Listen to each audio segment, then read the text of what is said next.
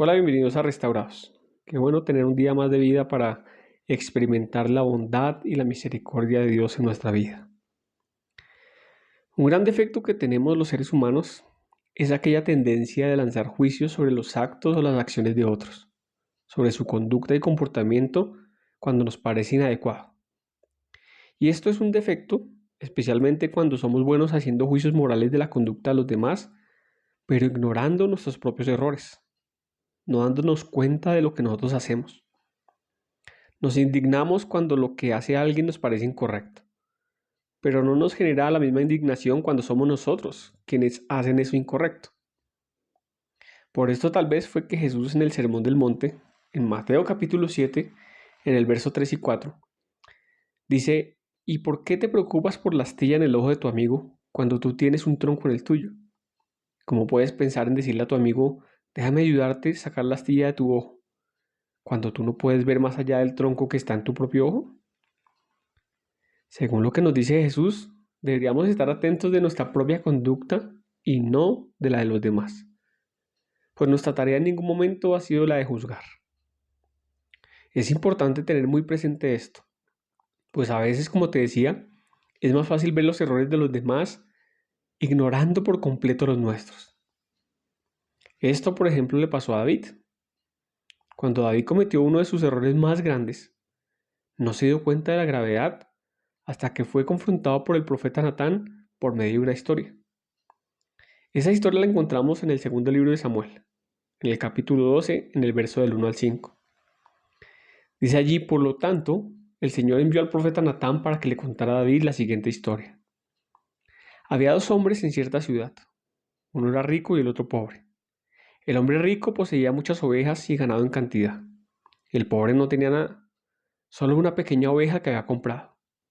Él crió esa ovejita, la cual creció junto con sus hijos. La ovejita comía del mismo plato del dueño y bebía de su vaso, y él la cunaba como una hija. Cierto día llegó una visita a la casa del hombre rico, pero en lugar de matar un animal de su propio rebaño o de su propia manada, tomó la ovejita del hombre pobre, la mató y la preparó para su invitado. Entonces David se puso furioso.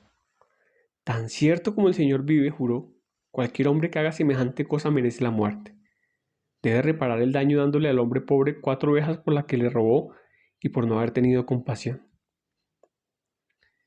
Qué interesante cómo David, cuando escucha la historia, inmediatamente queda indignado. Se pone furioso, pues la acción que está escuchando del hombre rico le parece una acción que amerita la muerte.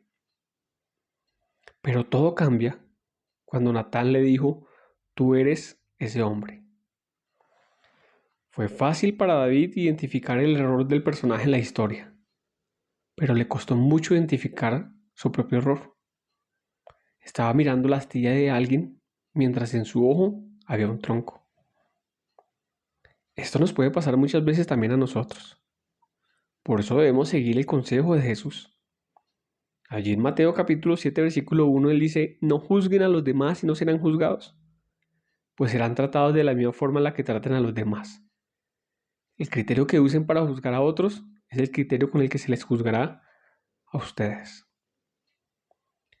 ¿Qué tal si hoy le decimos a Dios: ayúdanos a identificar nuestros errores? Que no pasemos por alto nuestras equivocaciones por andar mirando lo que hacen los demás.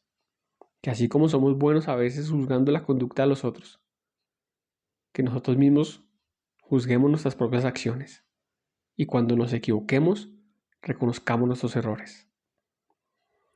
Dile conmigo: Dios, te damos gracias en esta hora, porque tú has sido bueno, porque tu misericordia nos ha alcanzado. Hoy tu palabra nos recuerda, Señor, lo importante que es estar atentos más de nuestra propia conducta que de la de los demás. Guárdanos, Señor, para no juzgar, sino para siempre revisar, Señor, nuestros propios errores. Ayúdanos a darnos cuenta cuando nos equivoquemos. No permita, Señor, que nuestros pecados, nuestros errores sean ignorados por nosotros.